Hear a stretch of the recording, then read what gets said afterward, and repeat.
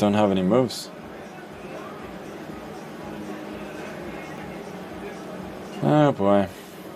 Oh boy, Magnus got crushed unbelievably. Magnus Carlsen, as usual, trolled his opponents in the first rounds of Title Tuesday to have some fun and to prove he's the GOAT of chess and whatever he plays, he will crush his opponents.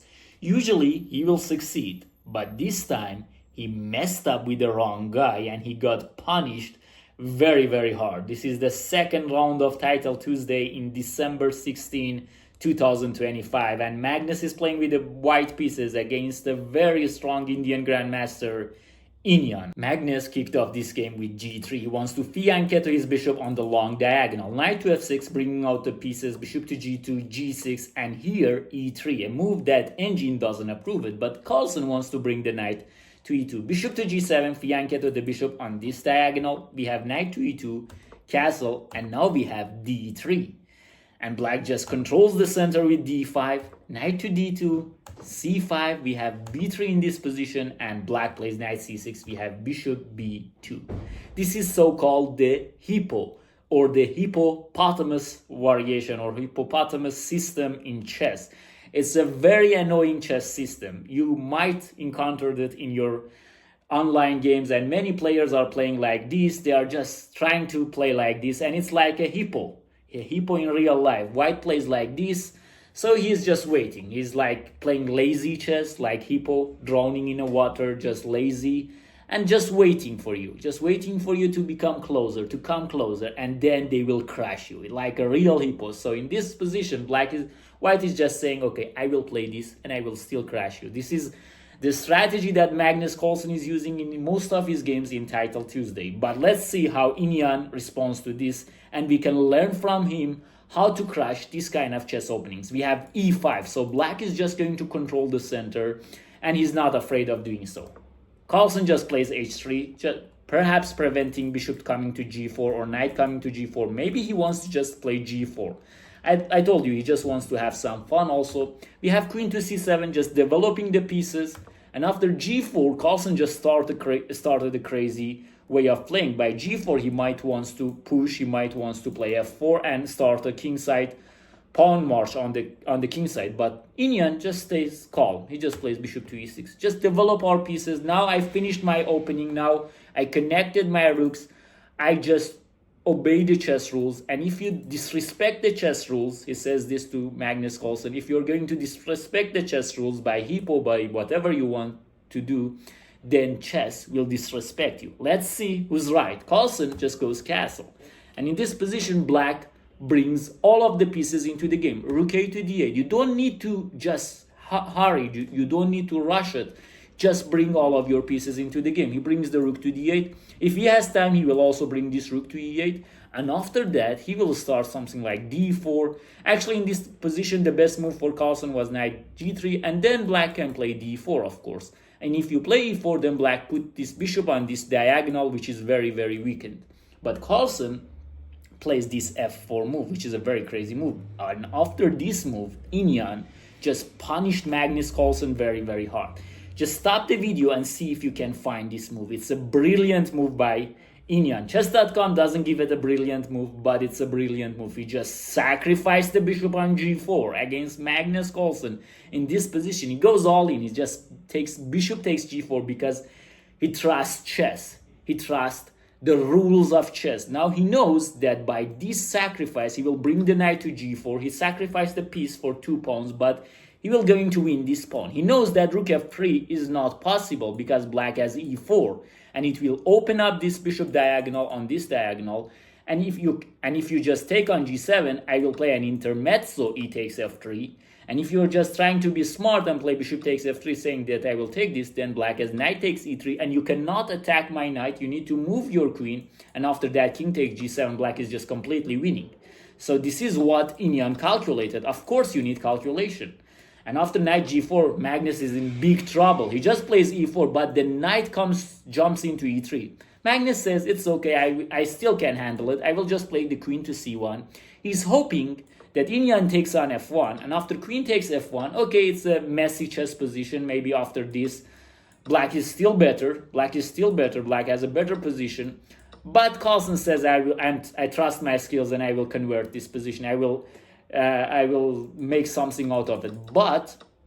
But in this position, Iniyan in this game was another level. He was in another level. He just played knight to d4, ignoring the rook, and he knows that he has an octopus here against Magnus Carlsen hippopotamus. He has an octopus, and this octopus here is just doing great. He's just doing great. Now Black is threatening to take on e2. Look at it. He's just threatening to take. So you need to remove this knight. If you take it like this, then c takes d4, and after this bishop is shut down. So Carlsen decided, okay, I'm going to give up my bishop, and after c takes d4, okay, the knight's still in the game, but in this position, White is completely lost. If he just wants to move the rook, Carlsen just took on d5. But if he wants to move the rook, just d takes e4, and after that e takes f4. Look at this knight. This is the strongest piece over on the board, and White is even dreaming of giving a rook for this knight. This knight is super strong, and Black won 3 pawns for the piece. So it's a good deal. You have a powerful knight and 3 pawns for a piece. And look at White pieces. They are not so great. And Black will push this knight away with f5. And look at these pawns, 4 pawn on the queen side. They are just coming forward. This is just over. Carlsen just said, okay, please take my rook. And he took on d5.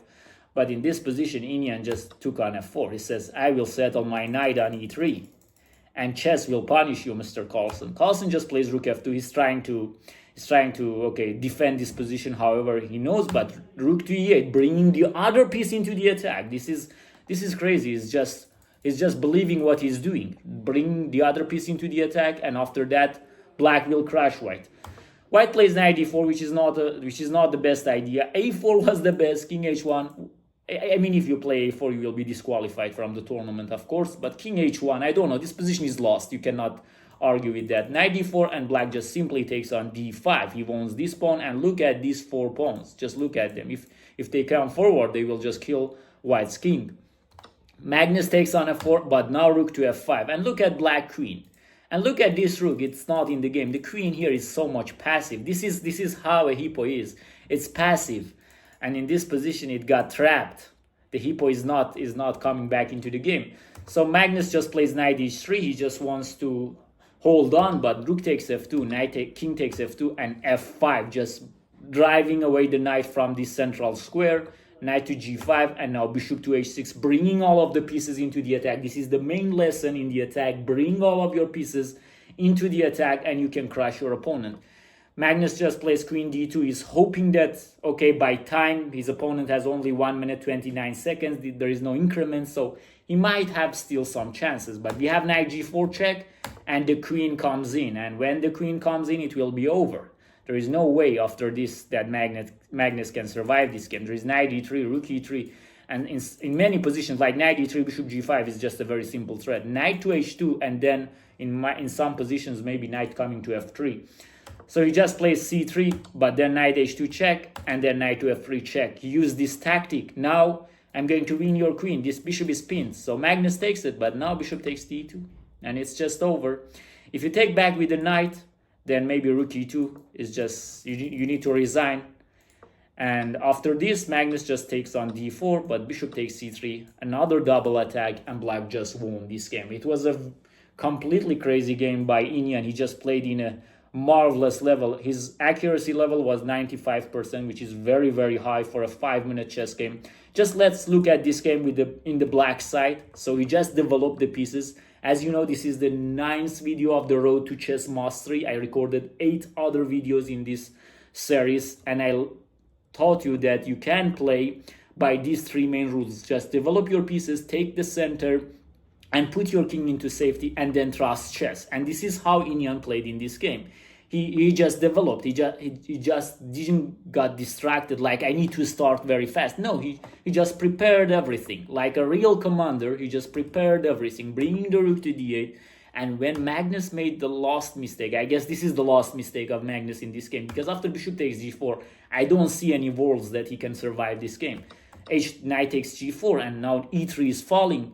He even decided to give an exchange to this guy, but he was on another level. He just plays knight d4. I don't need your exchange, Mr. Carlsen. And after now this bishop can be a monster.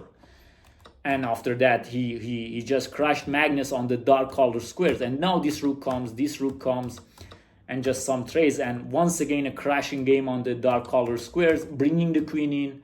And after that, he used these tactics to crush Magnus Carlsen. Of course, Magnus is the best in the chess world. He just won this title Tuesday. It was his only loss in this tournament.